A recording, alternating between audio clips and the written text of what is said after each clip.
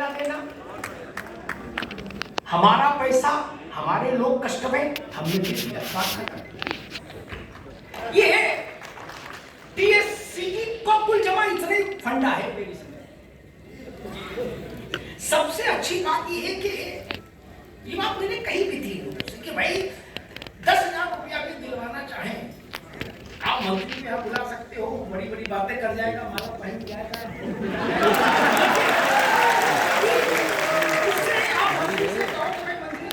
ये रामलाल जी हैं, आप उसे ही बहुत बीमार रहते हैं कि 10,000 रुपया तो वो आपको इतनी लंबी कार्रवाई बता देंगे कि हो सकता है तब तक रामलाल जी को जरूरत ही नहीं ऑनलाइन रिपोर्ट मंगवाएंगे, फिर आख्या आएगी, फिर देखा जाएगा फिर एक बार पटवारी जांच करेंगे आपकी आर्थिक स्थिति की, तब तक तो बीमारी अपना काम कर देगी।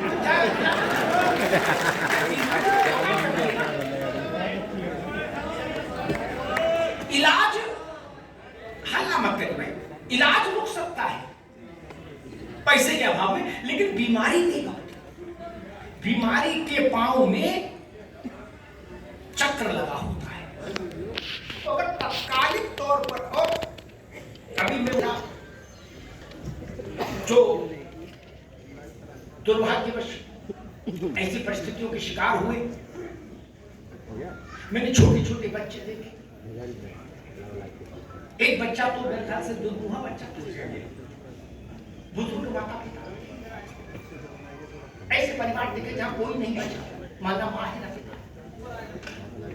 इस संकट के समय में खड़ा होना सामूहिकता का सबसे पुनीत और सबसे पवित्र स्वरूप है। इससे बड़ा इससे बेहतर कुछ नहीं। 5-5 हजार रुपए की इमदाद के लिए, मदद के लिए नेताओं के घर पर आपकी चप्पल, अधिकारियों की शर्म में गुहार लगाते लगाते कंठ दर्द,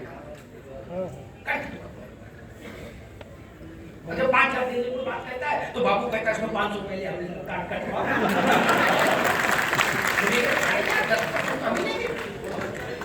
यहाँ आपसे कोई परसेंट नहीं खा सकता। क्या? क्योंकि आप ही कार्यकर्ता हैं, आप ही मालिक हैं। अध्यक्ष विवेकानंद हो सकते हैं, क्या? बाकी लोग भी हो सकते हैं, जितने लोग में सुदेश है, बाकी सब तो, लेकिन ये सब आपके विश्वास के ट्रस्टी हैं, मालिक आप सब।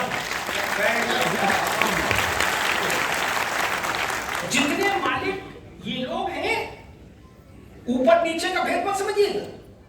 जो यहाँ है वो जितने मालिक उतने, जो नीचे है वो भी मालिक है।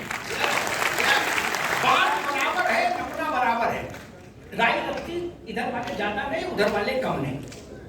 ये अद्भुत बात है इस संगठन की। और भारत की जो संस्कृति है और जो उसकी सभ्यता रही वो ऐसी ही नहीं। हमने राज्य आधारित समाज नहीं बनाया कभी। भारत के वैदिक काल को देखिए, कुछ बुनियादी चीजें छोड़ दीजिए, राज्य की सुरक्षा,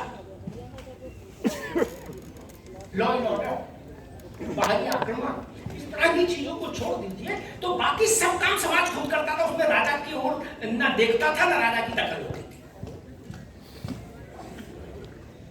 स्कूल आचार्य चलाते थे, ऋषि चलाते थे, डीआईएस नहीं चलाता था, डीएसए नहीं चलाता था भारत में।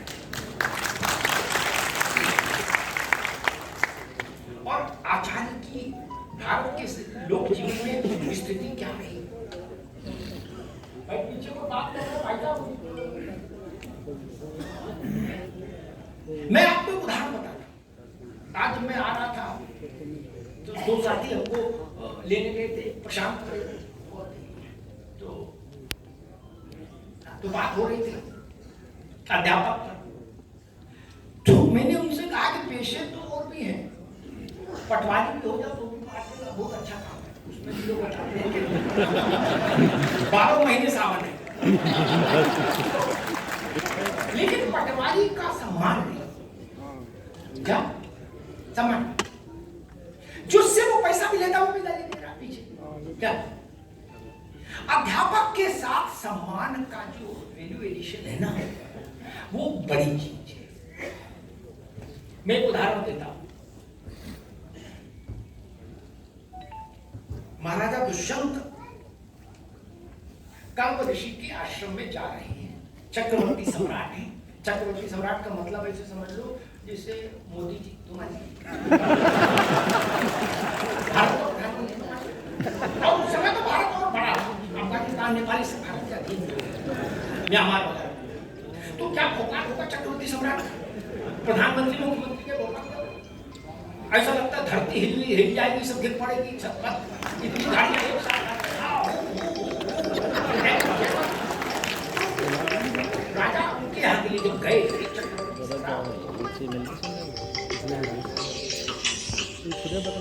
जब 1.5 कोस आश्रम बचा आचार्य का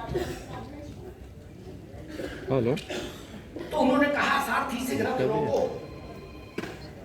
क्या मुकुट उतारा रथ में रखा, हाँ जी, शस्त्र छोड़ा रथ में रखा, पादुका उतारी रथ में रखी और सैनिकों ने कहा महाराज क्या हो गया?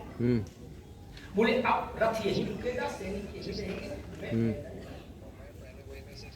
आचार्य के गुरुकुल में राजा को भी मुकुट लगाकर नहीं जाना चाहिए।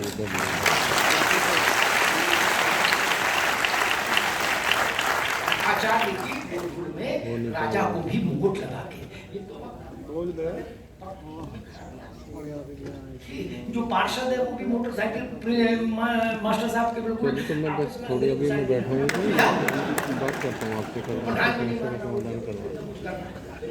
अन्यथा भारत का सिद्धांत ये है कि राजा भी मुकुट के साथ आचार्य का करें, यानी राजत्व तो छोड़िए तो ऋषि से मिलिए, तब अध्यापक गुरु से मिलिए। इसीलिए हम लोगों ने कहा कि गुरु गोविंद दो खड़े बड़ा प्रसिद्ध वो है, तो सभी जानते हैं, काके लागू पाए बलिहारी गुरु आपने गोविंद जी बताए। ये भारत के लोक जीवन के भाव है। गुरु जी प्रणाम, माँ सब प्रणाम, है ना, ये भाव अभी सिर्फ अध्यापक है जिसकी तुलना, जिसका मूल्यांकन समाज इस बात से नहीं करता है कि उसके हाथ में मोबाइल कौन सा है। सिर्फ अध्यापक है, जूता कौन सी कंपनी का है, कमीज कौन सी कंपनी की पहना है, साड़ी कौन सी कंपनी की महंगी ले सकती, ये सिर्फ अध्यापक को छूट है। बाकी जो सबका पोस्टमार्टम जनता करी नहीं। बोला गुरु जो तनख्वाह कम है, मोबाइल बढ़ा लिए, इसका मतलब कुछ चल रहा है। लेकिन अध्यापक का ही, मैं आप लोगों से भी अनुरोध करूंगा, इस सम्मान की का मूल्य भी समझिए। इसलिए ये पेशा विशिष्ट है, ऐसा सम्मान किसी को नहीं। राजनेताओं के बारे में बात करें जनता से, तो साफ पीढ़ी तार दे, सामने भले डर जाए लेकिन पीछे तो कुछ कहता हूं कहीं नहीं। तो सामने पान माला को किस रस लेने के किस्सा बता रहे, कह रहे भाई साहब मुंह न बुलाओ, थानेदार साहब क्या। लेकिन अध्यापकों के साथ ये सम्मान, और ये सम्मान उनके ऊपर एक जिम्मेदारी भी लगती है। जैसे मैंने कहा कि राजा शस्त्र के साथ शिक्षा केंद्र में प्रवेश नहीं करेगा, ये भारत की अलिखित मर्यादा थी, संविधान में नहीं था, अलिखित मर्यादा थी। वैसे मैं अध्यापकों के लिए कहता हूं, आचार्यों के लिए कहता हूं कि एक मर्यादा भारत की और थी कि जो आचार्य की पत्नी होती थी वो अपने संतान की तरह अपने शिष्यों को पालती, उनके भाव में अंतर नहीं होता था कि ये मेरे पुत्र है और ये पढ़ने वाले विद्यार्थी नहीं, एक भाव। और अध्यापक भी अपने शिष्य से पराजित होने की आकांक्षा रखते हैं। इस धरती पर दो ही लोग हैं जो पराजित होना चाहते हैं अपने बाद वाली पीढ़ी से, बाकी कोई किसी से पराजित नहीं होना चाहता, छोटा हो बड़ा हो, कमजोर हो मजबूत हो, पिता पुत्र से और पिता पुत्र से और गुरु शिष्य से। पिता चाहता है कि मेरी पहचान मेरे पुत्र से। किसी पिता से पूछे कि आप का बेटा आपके नाम से जाना जाए, तो उसका चेहरा पूछे। हरिवंश राय बच्चन जी ने एक बार कहा कि मैं तब मानूंगा कि अमिताभ सफल हो गए भारतीय सिनेमा में जब लोग मुझसे ये कहने लगेंगे, मुझे दिखा के कहने लगेंगे कि ये हरिवंश राय जी जा रहे हैं अमिताभ बच्चन के पिता। क्या बोले? अभी स्थिति नहीं है, शुरुआत में क्या बोले? अभी लोग ये अमिताभ को कहते हैं कि ये बच्चन जी का पिता है। स्वाभाविक यही सुख अमिताभ बच्चन को नहीं मिला जो उनके पिता को। बड़ी बात है, बहुत ही बड़ी बात है। ये छोटा सुख नहीं। आप कितनी भी विचित्र स्थितियों में काम कर रहे हो, अचानक से सरकारी दफ्तर में बड़े अधिकारी के आपको कोई समस्या हो, कागज लिखी और वहां पहले सिपाही से लड़े, फिर बाबू से लड़े, तब अंदर कहीं नहीं हो पाए, थके हारे आप पहुंचे और संयोग से वो जो व्यक्ति उस मेज के उस पार बैठा है, अधिकारी है, वो आप कभी आपसे पढ़ा है क्या? तो आपके जीवन की सारी तपस्या सार्थक हो गई। उठ के आया, पांव छुए, बोले तो बैठ गया। लाइफ क्या है? क्या ये सुविधा सबको नहीं हासिल, बाकी नौकरियां बहुत हैं, लेकिन ये चीज हासिल नहीं। ये बड़े से बड़ा व्यक्ति भी आपके सामने नक्शे उठाए, लेकिन उसके लिए हमको भी अपना जीवन आचार्य जैसा ही रखना चाहिए। हमारा जीवन जितना पवित्र रहेगा उतना ही हमारी प्रतिष्ठा अक्षुण्ण होगी। कुछ मसले हैं। अच्छा, एक चीज और मैं कहता हूं, जो प्रयोग ये यहां इसमें हुआ टीचर्स सर्टिफिकेट के लिए, मैं तो कहता हूं ऐसा प्रयोग सब प्रदेशों में होना चाहिए और बाकी जो सरकारी विभाग हैं, बाकी जो और ऐसे गैर संगठित क्षेत्र हैं, इससे अच्छा प्रयोग क्या हो सकता है? न लेना किसी से, न देना किसी से, पूछना नहीं, पूछने का अपना फैसला खुद कर सकते हैं। हम कितना राशि चाहते हैं उतना कंट्रीब्यूशन कैलकुलेट करके ये लोग डाल देंगे कि भैया इतना चाहते हो तो इतना 20 रुपया कर दो, इतना चाहते हो 25 कर दो। ऐसी व्यवस्था हो सकती। इसलिए इस व्यवस्था को मजबूत करें। मुझे पता नहीं कितने लोग अभी जुड़े हैं, लेकिन जितने भी लोग जुड़े हैं और अगर कुछ छूट रहे हैं तो वो था ना कि भाई पोलियो का विज्ञापन आता था, दो एक भी छूटा सुरक्षा चक्र। मैं अध्यापकों के लिए कहूंगा, एक भी छूटेगा तो सुरक्षा चक्र।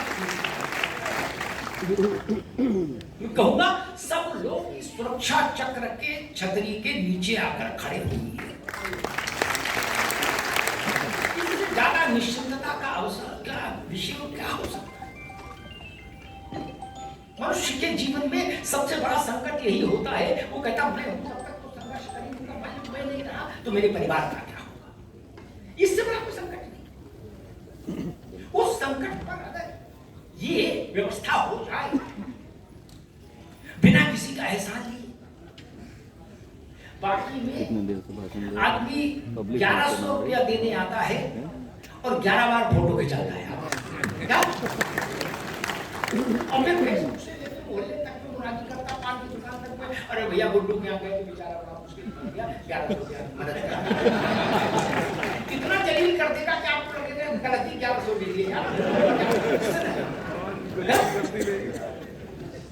ये भारत में एक ट्रेंड चल गया, 2 केले भी आपको अस्पताल में देने जाता है, 1200 बेचारा यहाँ कम से कम ऐसा नहीं है। आपको नजर नीची नहीं करनी। एक बात जान लीजिए, दुनिया में ईश्वर ने, अरे भाई इसको बस साइलेंट रखो, दुनिया में ईश्वर ने दो ही तरह की व्यवस्थाएं की, यूं और यूं। बस यही दुनिया है।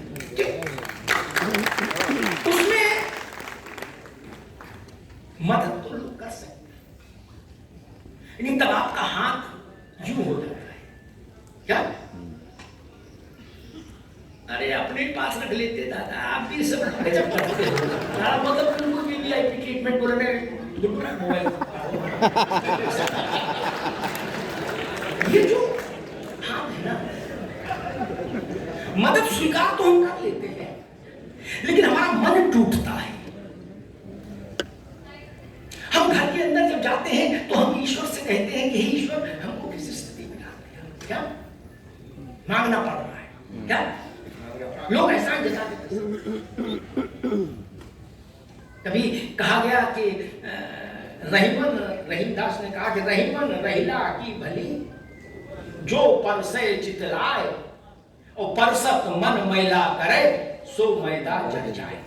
उन्होंने कहा अगर खराब बन के पूरी भी खिलाए तो बेकार है, बाजरा की रोटी दे अच्छे से दे तो। यहां सबसे बड़ी उपलब्धि ये हुई कि आपका हाथ यूं नहीं है, आपका हाथ यूं नहीं और किसी का हाथ यूं नहीं, कोई डाटा नहीं। ये समझ, अन्यथा सरकार भी देती है, सरकार भी हमारे पैसा देती है, सरकार के पास कोई पैसा अपना तो है नहीं। सरकार तो जो रेवेन्यू आता है उसी से आते जाते हैं, रेवेन्यू हम लोग देते हैं। सरकार भी जब कुछ देती है ना तो उसका इतना ढिंडोरा पीट देती है कि लगता है कि यार चिल्ले लाही माँ बदौलत ना होते तो हमारी जाती। तो पैसा हमारा ही है। यहाँ कोई उन परिवारों से जाके ये नहीं कह सकता कि हमने जिंदगी बचा ली, नहीं कह सकता। ये जो पारिवारिक वातावरण है, ये जो भाव है, ये एक बहुत अद्भुत बात है। जो इसकी फाउंडर टीम है, मैं उसकी बड़ी प्रशंसा करता हूं। इस मन से कहा कि अद्भुत काम किया, ऐसा काम जिसने लाखों लोगों को, लाखों परिवारों को, कोई संस्था, कोई प्रयोग ईश्वर के विधान में तो हस्तक्षेप नहीं कर सकता, लेकिन ईश्वर के विधान के घटित हो जाने के बाद जो परिस्थितियां निर्मित हों, उनमें अधिकतम सुविधाजनक चीजें कैसे बन सकती हो, वो इंतजाम ये टीम आपकी कर रही है।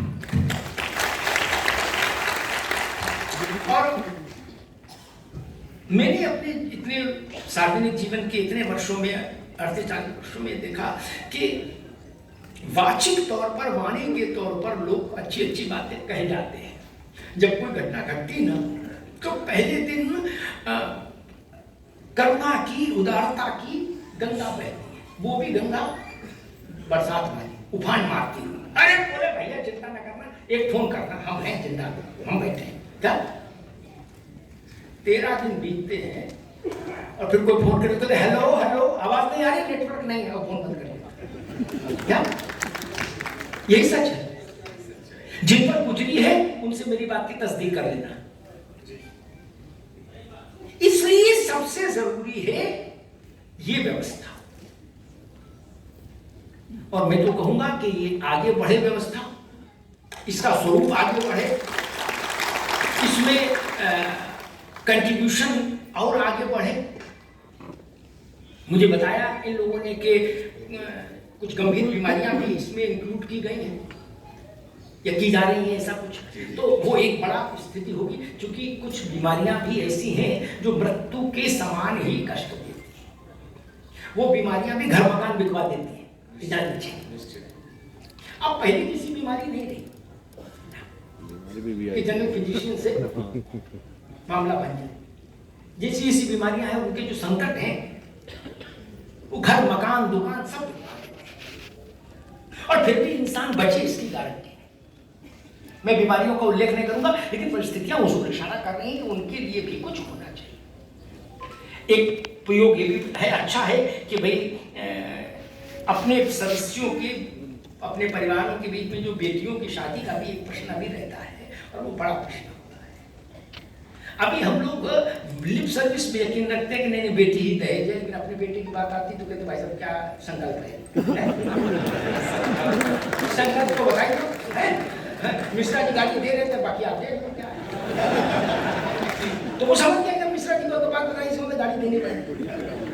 तो गाड़ी और मिश्रा जी का विषय छोड़ भी दें, तो अगर हम अपने परिवार के इस एक्सटेंडेड फैमिली 72 परिवार के ऐसी बच्चियों की मदद के लिए कोई इसमें एक शाखा और जोड़े कि उसकी वो एक रूपरेखा भी बने। कैसे बनेगी मैंने जानता, जिन लोगों ने जिन्होंने इतना बड़ा शाखा पर ये सब व्यवस्था बना ली, इसका भी कोई रास्ता खोजनी चाहिए कि ये भी मदद, ये भी बड़ा मानसिक वो है संताप परिवार में कि भाई रोजमर्रा का तो जीवन चल रहा है, लेकिन अब 10 लाख रुपया कहां से दें, ये 20 लाख रुपया कहां से? तो जो अंशदान हो हमारी तरफ, संस्था की तरफ से, वो एक अच्छा होगा। एक बड़ी चीज जो मुझे समझ में आती है वो आती है कि अध्यापकों को राज्य कर्मचारी की तरह स्वास्थ्य का लाभ मिलने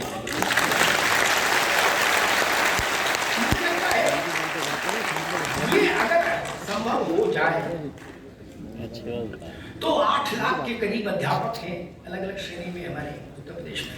तो उन अध्यापकों को और उनके परिवारों के लिए समझिए कि बहुत बड़ी सुविधा, बहुत बड़ा सुकून रहेगा, क्योंकि बीमारी बहुत बड़ा संकट है और घर में बुजुर्ग माता पिता हों, छोटे बच्चे हों, तो फिर वही व्यक्ति जानता है जो उस सबको लेके चलता है, जानता है कि मतलब क्या परिस्थिति, अब ये कैसे होगा, क्या होगा, इस पर विचार करना होगा। लेकिन इस बात को मैं सरकार तक पहुंचाऊंगा भी, उसके लिए लड़ूंगा भी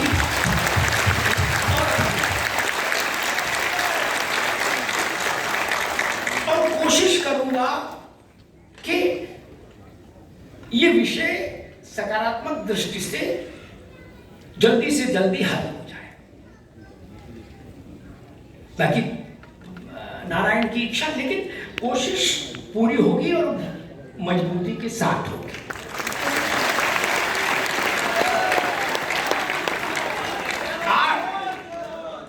8 लाख अध्यापक, एक के परिवार में 5 लोग, भारत में माना जाता है परिवार मतलब 5 लोग, ऐसा मानते हैं, तो 8 पंजे 40 लाख लोगों का सीधे जीवन स्तर उठ जाएगा, एक मानसिक संतुष्टि मिलेगी। ये काम अगर हो जाए, इसलिए मैं इसके लिए यहाँ ये वचन देके जाता हूँ कि इस पर मैं प्रयास करूँगा। और जिस ढंग से मैंने पूर्व में आपकी पीड़ा, आपके आक्रोश, आपके असंतोष के साथ अपने को जोड़ा है, वैसे ही मैं इस विषय को भी आगे रखूंगा। और मुझे लगता है कि सरकारें भी लोकतांत्रिक जीवन में जनता के भाव को देर से भले स्वीकार करें, लेकिन अंततः स्वीकार करना ही होता है। लोकतंत्र का वैशिष्ट्य यही है, लोकतंत्र की खूबसूरती यही है। हम गरीब हो सकते हैं, हम कमजोर हो सकते हैं, हम लाचार हो सकते हैं, हम विपन्न हो सकते हैं, लेकिन 5 साल में एक बार तो हमारे अंगूठे में ताकत आती है, तब वो हम किसी को भी भूत कर सकते हैं, किसी को भी भगवान कर सकते हैं, बिना किसी से लड़े, बिना किसी से झगड़े। यही लोकतंत्र की ताकत है। इसीलिए हमारे यहाँ कहा गया जनता ही जनार्दन है। जनार्दन भगवान विष्णु, तो उनके लिए कहा गया कि जनता ही जनार्दन है।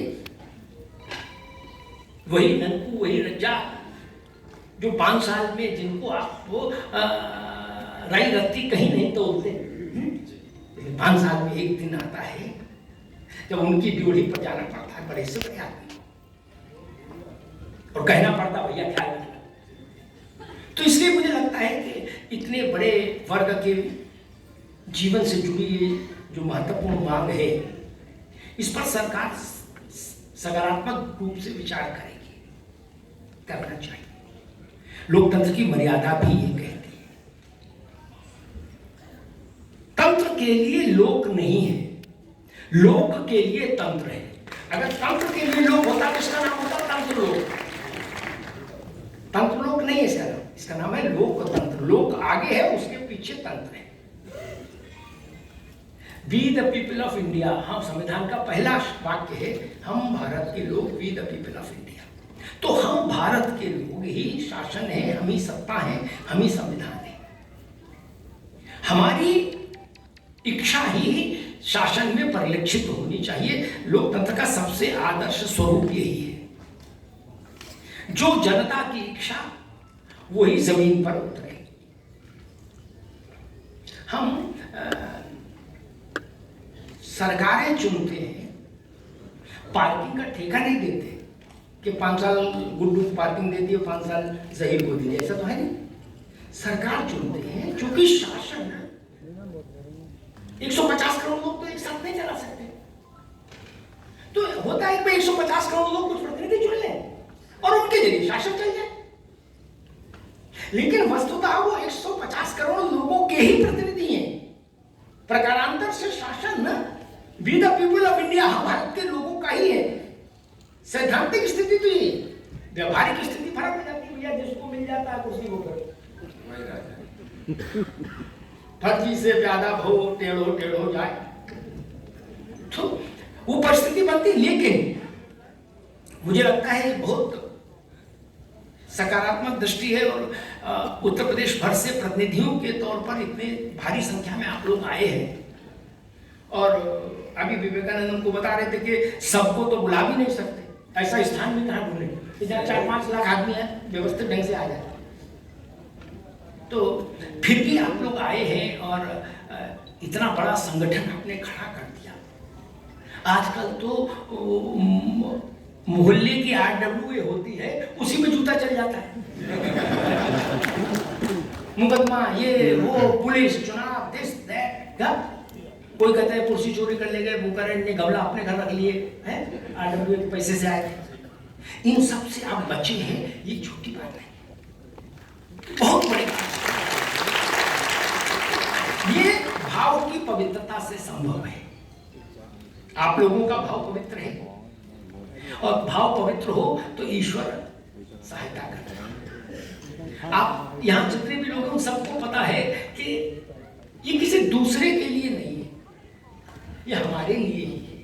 बस यही इसकी सबसे बड़ी खूबी है, ताकत है, कि अगर हम 20 रुपया, 25 रुपया, 30 रुपया दे रहे हैं, तो ये हम अपने परिवार के लिए दे रहे हैं, और अपने लोगों के बीच में ही इसका सारा प्रबंधन होना है। इसलिए मेरी बहुत सारी शुभकामनाएं, खूब बधाई। आप लोग मजबूत रहे, और संगठन में शक्ति है, इस बात को भी ध्यान रखिए। एक अंग्रेजी कहावत है जिसका हिंदी रूपांतरण है कि लोकतंत्र में सर गिने जाते हैं। लोकतंत्र संख्या को समझता है, संख्या बढ़ाइए। अगर 8 लाख अध्यापक हैं उत्तर प्रदेश में, तो 8 लाख सदस्य होने चाहिए।